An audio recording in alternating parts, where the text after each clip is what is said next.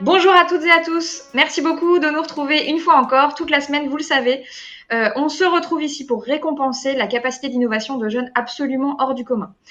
Ensemble, tout de suite, dans quelques minutes, vous allez découvrir les lauréats de la catégorie lycée de la 10e édition du concours Science Factor. Bonjour Claudine, bonjour Mickaël. Bonjour. Bonjour Alors vous allez Clémence, voir, bonjour. on va très vite découvrir l'équipe lauréate, mais avant ça, Claudine Chou, qui a fondé Science Factor, est-ce que tu peux nous dire ce qui t'a bluffé parmi les prix reçus cette année dans la catégorie lycée? Eh bien, écoute, ce qui m'a bluffé, c'est à nouveau leur capacité d'innovation, d'invention, et surtout, entre le moment où ils ont déposé le projet et les auditions, ils ont mis tout leur cœur et leur énergie à nous développer des prototypes absolument incroyables. Dans des projets, on est même allé jusqu'à avoir recours à des imprimantes 3D, grâce auxquelles des prototypes finaux ont pu être produits. Franchement, ça, c'est épatant. Donc, on a hâte de dévoiler les vrais lauréats. Eh bien, ça arrive vite. Ce prix lycée est soutenu par Science Factor et soutenu par Orange. Rebonjour, Michael Trabia. Vous êtes Chief of Technology and Innovation Officer chez Orange. Pourquoi c'est important pour vous de soutenir des concours comme Science Factor et plus largement d'ailleurs de récompenser la capacité d'innovation des jeunes? Oui, absolument Clémence. Pour nous, on est partenaire depuis le début, depuis 10 ans de Science Factor, parce que ça illustre en fait la volonté que nous avons d'accompagner, d'encourager les jeunes à s'orienter vers les métiers scientifiques, les métiers du numérique, les métiers de l'innovation. Les jeunes et en particulier les jeunes filles, parce qu'on sait qu'elles y vont un peu moins spontanément et donc on est très heureux d'avoir des initiatives pour les y aider, les y encourager, comme Science Factor. Et puis le deuxième élément, c'est que chez Orange, on a une démarche d'innovation à impact positif, c'est-à-dire que on souhaite non seulement avoir un bénéfice pour l'utilisateur, mais aussi pour la société. Et je crois que Science Factor répond très très bien également à cet enjeu. C'est pour ça qu'on est très très heureux et très fiers de compter Orange à nos côtés depuis le début parce que ça rejoint les valeurs clés chez Orange. Pas beaucoup de sociétés qui font ça, ils en font partie, donc on est vraiment fiers de les compter à nos côtés. Allez, encore un tout petit peu de patience. Bientôt, on verra afficher à l'écran l'équipe lauréate. Avant ça, on va repartir un an en arrière. On est en 2021 et c'est Karma qui a gagné le prix lycée.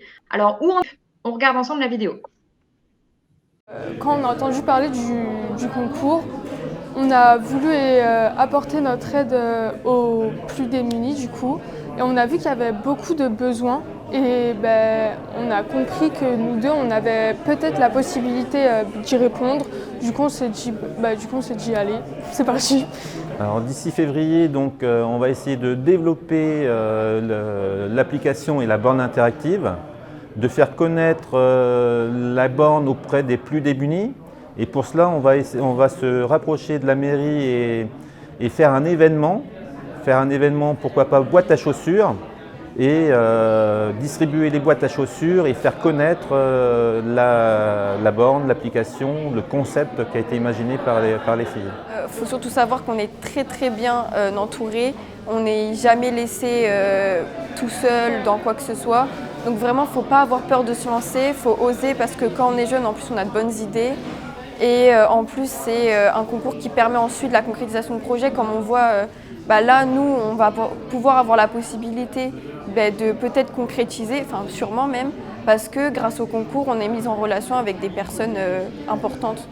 Et donc ça, c'est vraiment incroyable. Bonjour Jean-Pascal Derumier. Alors vous êtes consultant, contributeur citoyen, entre autres. Vous avez accompagné l'équipe Karma pendant plusieurs mois. Où est-ce qu'on en est aujourd'hui et qu'est-ce que vous retenez de ces quelques mois d'accompagnement?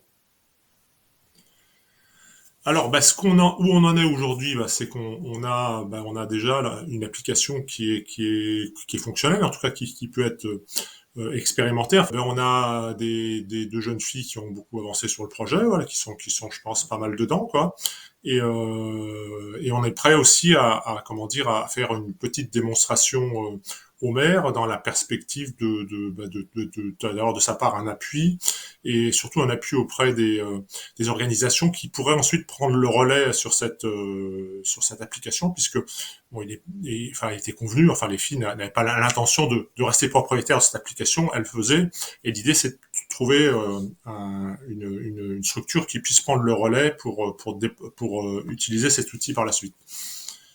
Vous avez accompagné ces deux jeunes adolescentes dans la concrétisation de leur projet. À votre avis, qu'est-ce qu'elles ont retenu? Peut-être qu'est-ce qui, vous, en tant qu'adulte, vous a particulièrement marqué dans leur engagement?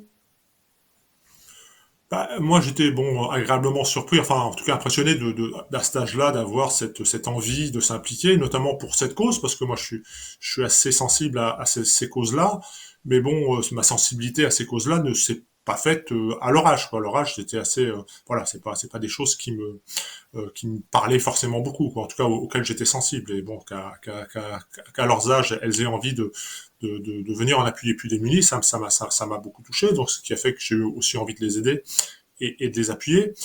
Alors, sinon, ce qu'elles ont appris, à mon avis, hein, c'est qu'elles ont découvert un univers, un monde qu'elles ne connaissaient pas ou tout du moins de façon assez abstraite. Je me souviens notamment de la rencontre qui a eu lieu lors de l'opération boîte à chaussures, qui consistait à remettre les cadeaux. Et durant cette journée, j'ai pu assister à des échanges assez émouvants entre Carla Mahé et certaines personnes à qui on remettait des boîtes, quoi. Pour moi, elles ont quelque part vécu une expérience de vie, quoi, très différente de ce qu'elles vivent habituellement.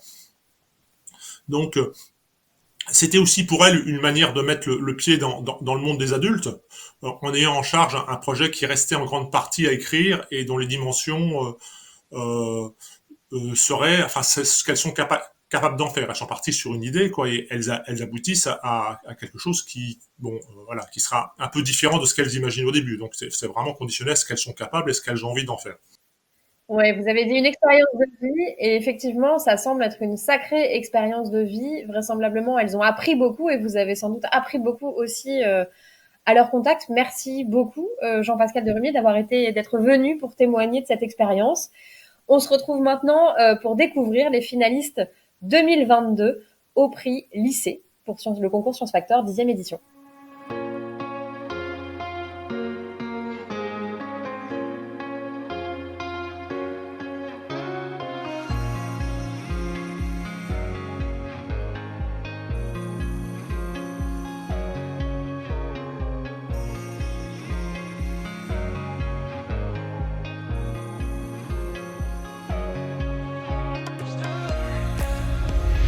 Eh bien, le suspense est à son comble, Clémence. J'ai le grand plaisir de vous annoncer que le projet gagnant est Écolo. Bravo, bravo l'équipe écolo. Merci beaucoup. Bonjour Hermine, Eugénie, Timothée. Bonjour Fabrice Thomas, qui est le professeur qui vous accompagne. Alors, votre projet à tous les quatre, c'est via Écolo de nous aider à être plus responsables sur le plan écologique, notamment plus économes en matière d'eau. Pourquoi est-ce que c'était important pour vous? Eh bien, dans les thématiques proposées par le concours, nous avons pensé que l'environnement était une thématique essentielle qui concerne tout le monde et qui a de grandes conséquences pour l'avenir. Cela était important pour nous car l'eau est une denrée vitale pour l'homme qui se gaspille de plus en plus inutilement et dans des situations quotidiennes. Et donc, notre équipe avons choisi la douche. Alors, vous avez pour cela imaginé une pomme de douche qui conserve l'eau froide quand elle coule. Alors, est-ce que vous pouvez nous expliquer comment l'idée vous est venue? L'idée du projet nous est venue grâce à une situation toute simple. Notre père a, Hermine et moi, récupéré l'eau froide de la douche pour la chasse d'eau ou alors pour laver ses vélos. Et on a trouvé cette idée plutôt intéressante pour faire des économies d'eau. Et donc, nous avions voulu trouver un système qui puisse s'inspirer de cette action. Ah bah c'est super, c'est un sens de l'observation, d'une situation pratique quotidienne. Vous avez déduit une innovation qui a du sens. Bravo. Mais alors, entre nous, à quoi va servir l'eau que vous récupérez? Ben, l'eau, elle peut servir à peu près tout ce qu'on veut, puisqu'on peut la récupérer à n'importe quel moment. On peut s'en servir pour laver la douche juste après, ou remplir sa cuve de WC, de lave-vaisselle, ou arroser ses plantes, par exemple. Et qu'est-ce qui vous a le plus enthousiasmé dans cette aventure? Parce que apparemment, vous êtes en train de devenir des stars au niveau local. Est-ce que ça vous a plu? Eh bien, le concours nous a permis tout d'abord de créer des liens d'amitié, notamment avec Nina qui n'était pas dans la même classe que nous et à qui on pense fort en ce moment. Et cela nous a fait très plaisir aussi de voir que tout notre travail a payé et on avait été vraiment épatés de voir l'ampleur que notre projet a pris. et de voir à quel point ça a été médiatisé. Et je pense, pour terminer, dire que ce qui nous a plu en général, c'était de voir notre évolution progressive. Alors, Michael, très bien. Vous avez peut-être un petit mot à dire à l'équipe. Qu'est-ce que vous pensez de tout ça? Bah, d'abord, les féliciter et vous féliciter. C'est un superbe projet à l'heure où l'eau est effectivement un enjeu crucial. Ça a été très bien dit d'ailleurs dans la vidéo. Moi, ça m'interpelle parce que finalement, vous avez une démarche très professionnelle. Vous êtes parti d'un constat concret avec une problématique vécue. Et puis, vous avez souhaité l'élargir, l'automatiser, la simplifier et puis là, finalement, la proposer au plus grand nombre. Et ça s'inscrit dans ce qu'on appelle l'économie circulaire, la réutilisation des ressources, parce que évidemment, on a des enjeux autour des économies d'énergie, mais on a aussi beaucoup d'enjeux sur les ressources, les matières premières, l'eau.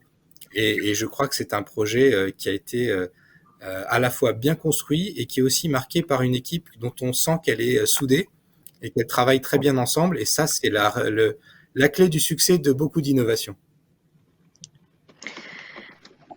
Absolument, merci beaucoup et un grand bravo encore Hermine, Génie, Timothée. Et on pense à Nina qui est en cours et qui n'a pas pu être avec vous aujourd'hui. On pense à elle. Bravo Fabrice Thomas. Encore un grand merci. Rendez-vous sur les comptes Twitter, Instagram, Facebook de Factor. On va découvrir ensemble les 2 jours qui viennent les équipes gagnantes de la 10e édition du concours Science Factor. À très bientôt.